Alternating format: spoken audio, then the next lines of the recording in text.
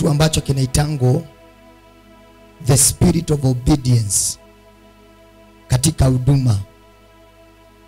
The spirit of obedience in ministry. And the opposite of the spirit of obedience, it is the spirit of disobedience. The opposite of obedience, it is disobedience. Roho ya kukata kutii. So now the spirit of obedience, it comes by hearkening to instructions. Because you cannot obey what you are not instructed to do. In this life, ni nani huwa anaongea kwa anga yako? Nani huyu ambaye anakupatianga instruction? Who gives you instruction spiritually and physically? Ni nani huyu anayekupatia mawaidha? Who tells you don't do this and do this? Na wakati umekosa mtu wa kukuongoza, it is easy to blame somebody. Today you are the product of what you know. Nani huyu anayekupatia mawaidha ya kiroho? Na wakamuuliza Yesu, tufundishe kuomba kama jinsi Yohana amefundisha watu wake kuomba. Because they needed to be instructed. Yesu akawaambia, tokeni endeni kwenye kijiji kile, to the next village. Mtapata punda aliyefungwa, na mkimpata mumfungue. Those are instruction. Success comes when you learn to obey. Success comes when you learn to obey. Kama ungesikiza mtu, maisha yako haingekuwa jinsi maybe ilivyo. Ungekuwa mtu mwingine mwema. You could be better person if you could have hearkened to instruction. Kama ungesikiza yale mawaidha uliambiwa, maisha yako leo hii, hata wengine, kama ungesikiza wazazi wako waliokuzaa, ungekuwa na maisha mengine bora kuliko ile maisha uko nayo. Sijui kama utakubali hiyo na kuambia, lakini ni kweli. Na katika ministry, ama katika huduma, ama katika kumjua Mungu, safari yako ya wokovu, unahitaji kupewa mawaidha ya kukuelekeza to go to the next. Instructions, they usher you to the next level.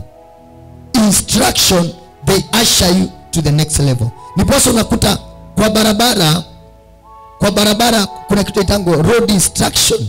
Barabara unakuta sign inakuambia, inakupatia instruction, inakuambia there is a bump ahead, there is a bridge ahead, there is a hospital ahead. Mwadhani ya gosho zinakusaidia, especially kama ujui barabara ili unapitia ukiwa na gari. Fuata sheria za barabara, kwa maana unapewa instruction. Nakwambia saa zingine wale wanasafiri na gari, unaenda mahali unakuta barabara ni nzuri sana, unakuta gari inakimbia.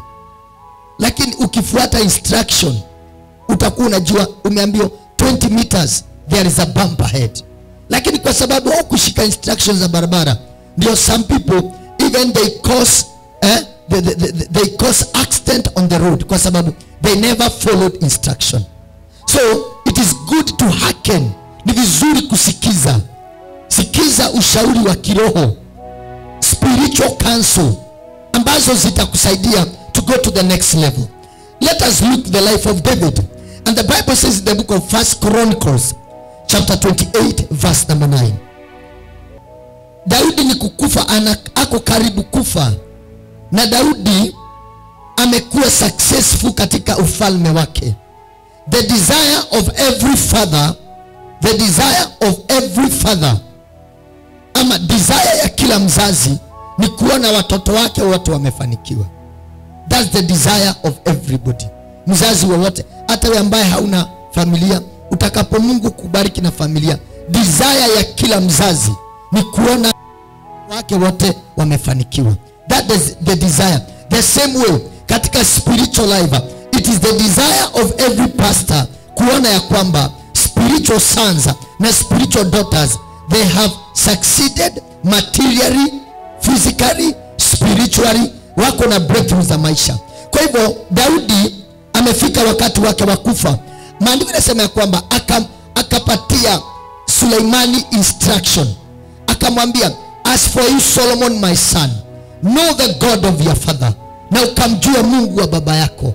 I'm your father, but I can talk to the truth of the matter, ya kwamba my God has been on my side. Daudi alikuwa anapewa instruction na mtu alikuwa anaitwa Gadi. One of the things that make Saul to fail, he had nobody to instruct him. Hata wakati alitiwa mafuta, mwishowe alikuja akawatoa manabii wote na akawafukuza Israeli. Akaanza kwenda kupata mawaidha kwa waganga na wachawi. Ndio maana alifail. The reason why mtu kama Samson, he never made it in life. He never had a mentor. Na hata mama yake alimwambia, mwanake ndio ikuruke Gaza. Wewe kijana usiende Gaza. Mama yake alimwambia, mama yake alimuonya. Maana alipoenda huko Gaza, akakuta mwanamke mrembo naye akamchanganya. Kama angesikia, Samsoni hangekufa kabla ya wakati wake. Mashimo nyingi ambazo watu wameanguka ni kutosikiza kila waliambiwa, ni kutosikiza mawaidha waliombewa. Akamwambia, ukamjue Bwana wa baba yako and serve him with a whole heart and a willing mind, for the Lord searches every heart and mind. Maana ukamtumikie Bwana kwa moyo wako wote, ni kwa maana Bwana huwa anaangalia moyo. He looks to the motive of the heart. And Samuel became successful because of his father. Daudi na Suleimani akafanikiwa kwa sababu ya baba yake. Maana baba yake anampatia mawaidha, anamwambia, if you are going to obey these instructions, Solomon, I want to assure you, you become a successful king in Israel. Utakapotia haya maneno, na niposa unakuta kwamba hata kwa ndoa, kuna mtu anakushauri mambo ya ndoa.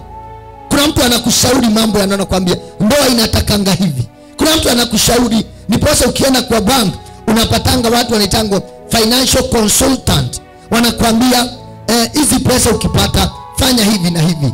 Ama unakuta mtu anakuambia kwa kampuni mnaletwa financial consultant, wanamwambia don't eat every money. Kuwa na ability ya kusave. Maana hakuna siku utapata pesa zitosheke. Atakwambia financial instructor, anakuambia pesa mtu akipata zote hakulangi zote, anaweka hii. Lakini kwa sababu ya kutosikia, ukipata pesa unadhani pesa zote zitatumika.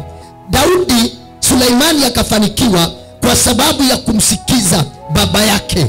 Akafanikiwa kwa sababu ya kumsikiza baba yake, na kile aliambiwa alifanya. Shida tulionaona ya kwamba hadi ile mawaidha unayopewa kwa huduma, mawaidha unayopewa ya kutafuta Mungu, you are not obeying it. Do you need to live a pure life? Unahitaji kuishi maisha utakatifu? Achana na wasichana. Wewe ni msichana, achana na vijana. Lakini the more we give you instructions, the more you don't obey them.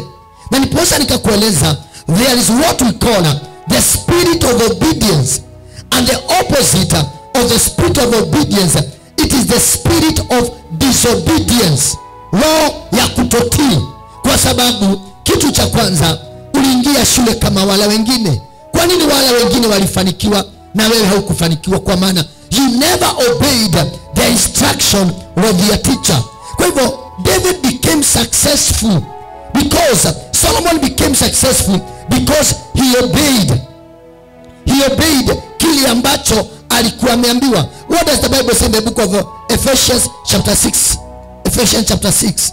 Maandiko inasema, children obey your parents in the Lord, because this is right.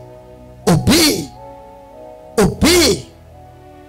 Hii mstari mbona hujawahi kubali ingie ndani yako? Obey, kwa maana hii ni sawa. It is right to obey. Who is your spiritual authority? Kuna yule mzazi wako wa kiroho. Oh, for this is right. For this is right. Na maandiko yanasema watu wangu wanapotea kwa kutokuwa na maarifa. Wewe huwezi ukasema hujapata maarifa. No. Haujakosa maarifa. Ulipewa maarifa, lakini kile uliambiwa haukufanya. Ile mashimo umeanguka. Umeanguka ni kwa maana kuna mtu alikwambia pale kuna shimo, lakini haukusikiza. Obey your parents in the Lord because this is right. Unakumbuka maandiko yanasema ya kwamba the Queen of Sheba alitoka mbali, alitoka paka Ethiopia, wakaenda kutafuta Suleimani, kwa maana that man was very successful. Alikuwa mtu amefanikiwa sana kwa sababu alisikiza kile aliambiwa. May you receive the spirit of obedience. May you receive the spirit of obedience. Kuna mtu atakwambia tu, hata kuna mtu atakwambia ukitaka kukaa na watu, kaa na watu hivi na utafanikiwa. Watu wengine hata sababu mko na kisirani ya maisha ni kwa maana hamjui kukaa na watu. You don't know how to handle people. You don't know how to handle people. Nani huyu ambaye anakuelekeza, anakupatia mawaidha ya kiroho? For this is right. For this is right. Na ndio maana Daudi akamwambia Suleimani, I am about to die, but I want you to hear these instructions. Maana nikikufa inakuachia hii, lakini nataka you become better successful than me. Akapewa mawaidha. Na ndio maana Suleimani anakuja anaandika the book of Proverbs, anasema kwamba my son, hear my words. Mwanangu, sikiza maneno yangu. In this life somebody knows what you don't know. Kuna kitu mtu anajua kile ambacho hujui. Kuna vitu ukiona mtu wako na washirika, if you see a pastor with 500 members, he knows what I don't know. Bwana sifiwe. He knows what I don't know. Many things people are going through ni kutosikiza kile waliambiwa, kile ulionywa. Wengine hata mungeingia kwa zile ndoa mliingianga ikiwa ulisikia. Wengine hamungepata zile aibu tumepitia kama tungesikia. Wengine hatungepata kama tungesikia. Lakini kwa kutosikia kwetu, we ended up into a problem. May the Lord give you the spirit of obedience. Na ndio maana unahitaji kukataa na roho ya kutosikiza. Kuna mtu leo ukimsikiza, your life will change automatically. And the Bible says in the book of 1 Kings chapter 2, akasema, as the time approached for David to die, he instructed his son Solomon. He instructed his son Solomon. He instructed his son Solomon. Verse number 2. I go the way of all the earth, but thou be strong therefore, and show thyself a man. In another word, be a man. Kuwa mwanaume. There's a lot of characteristics za mtu kuwa mwanaume. Be a man, show yourself a man. Another word, kuwa na ile uwezo, be strong.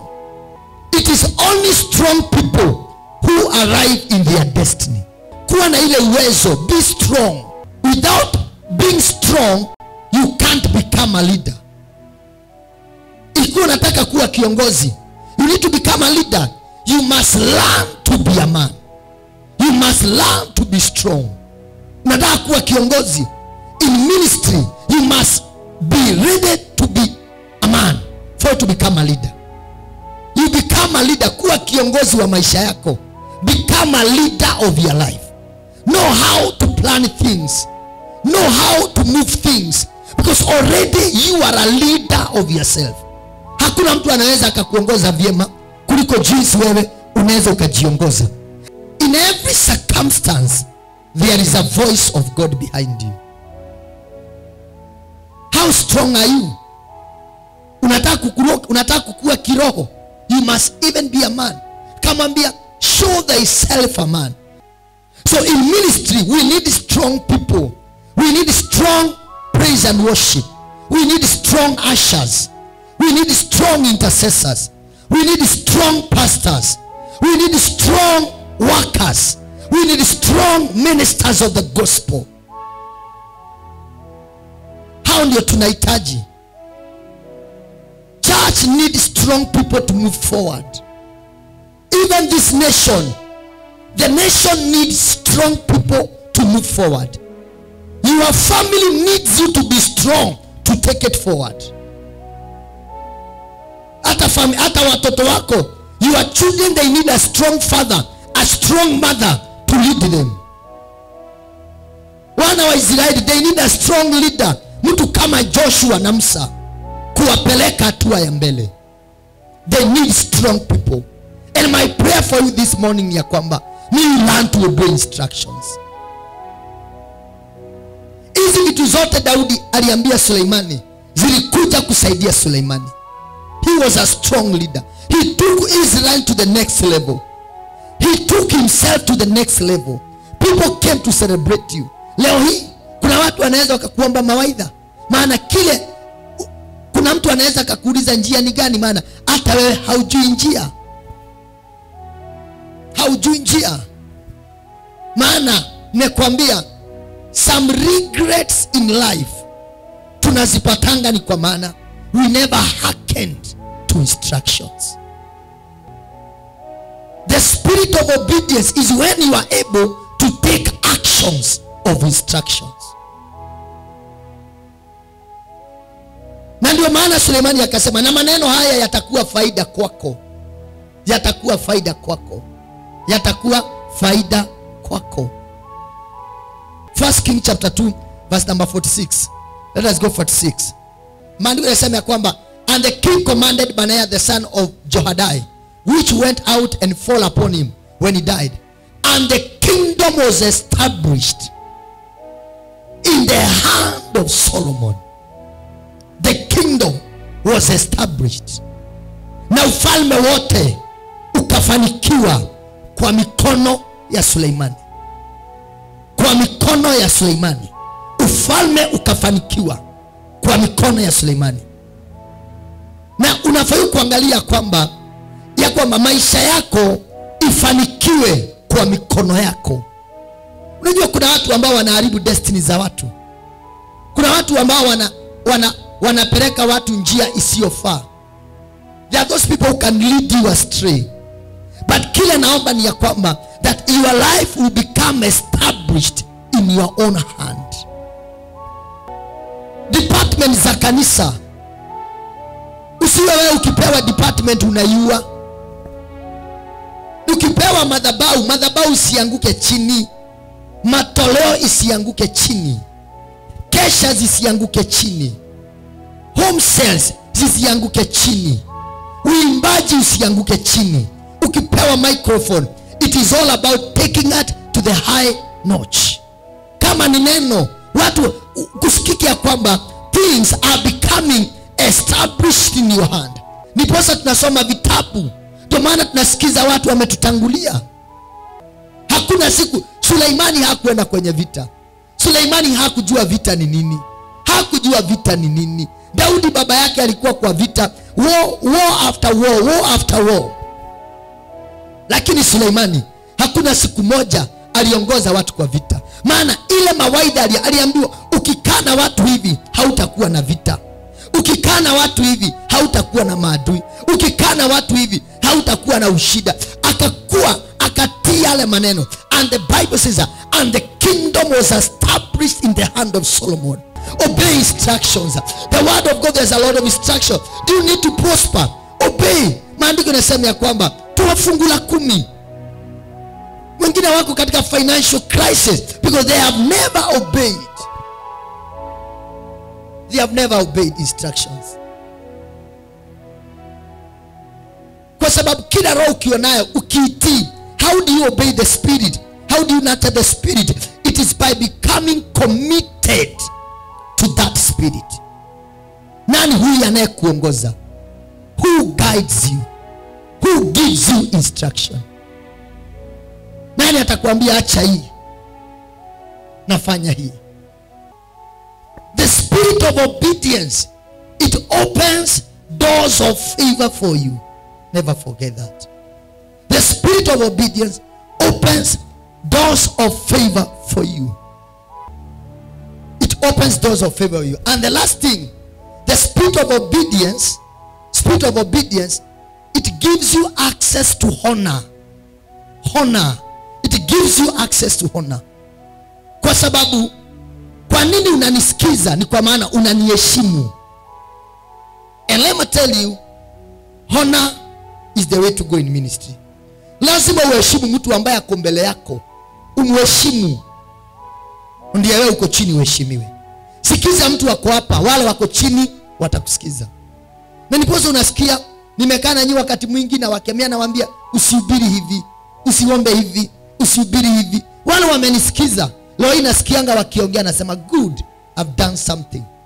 Wanaambia watu don't sing this. Acha kuimba hivi, acha kuomba hivi, acha kuhubiri hivi. Sitaki mahubiri yako, sitaki venye unaomba, sitaki venye unaimba.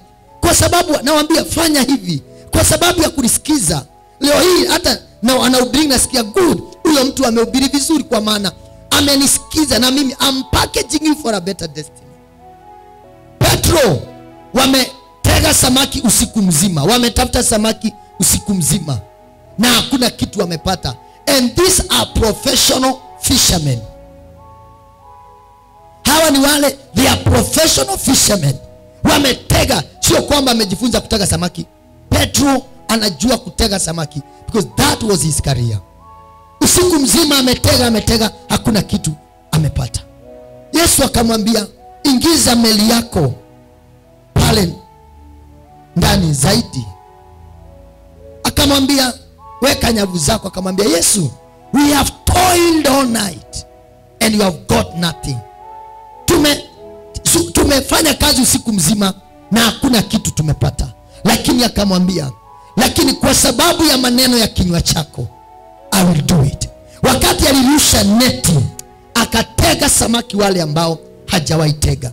Learn to obey the word of God. Blessings comes as long as you obey God. Maandiko yanasema ya kwamba in the book of Deuteronomy 28 verse number 1.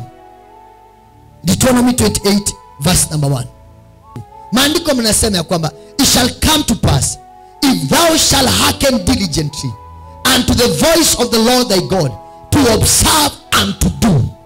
To observe and to do. To observe and to do.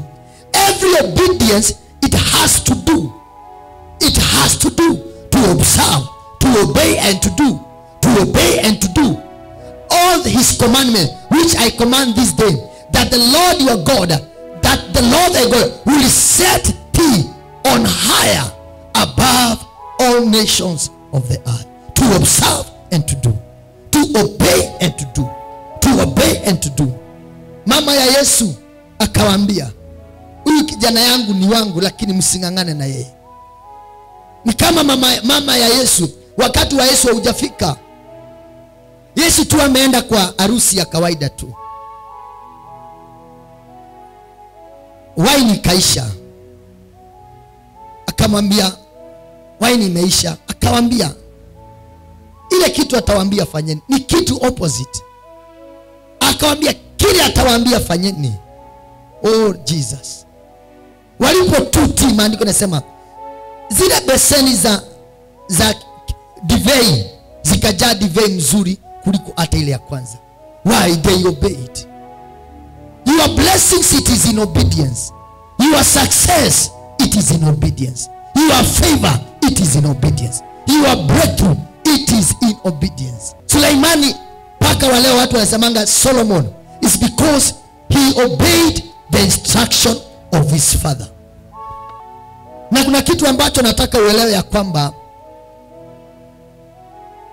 spiritual blessings follows a man who honors a father. You cannot honor a man whom you don't hear his instructions. You cannot honor a man whom you doesn't take his counsel.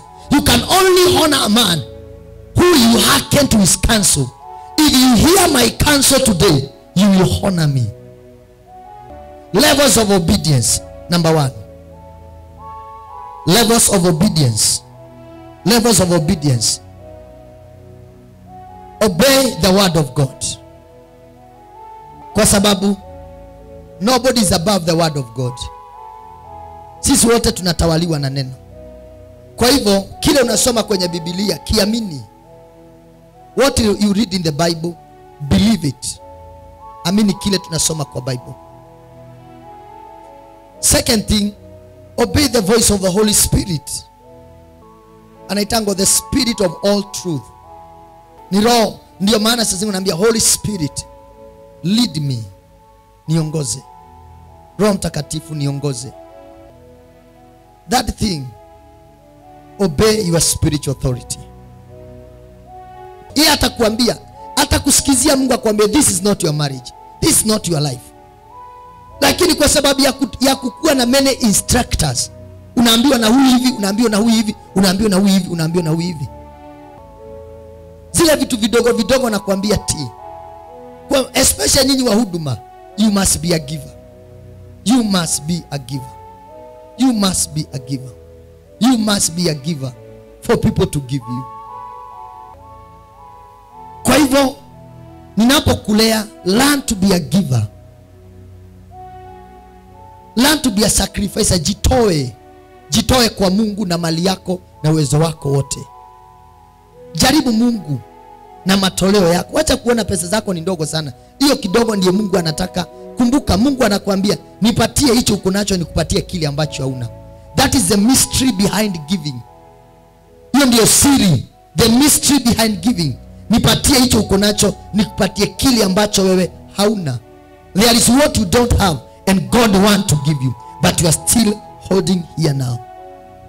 Simama na miguu yako.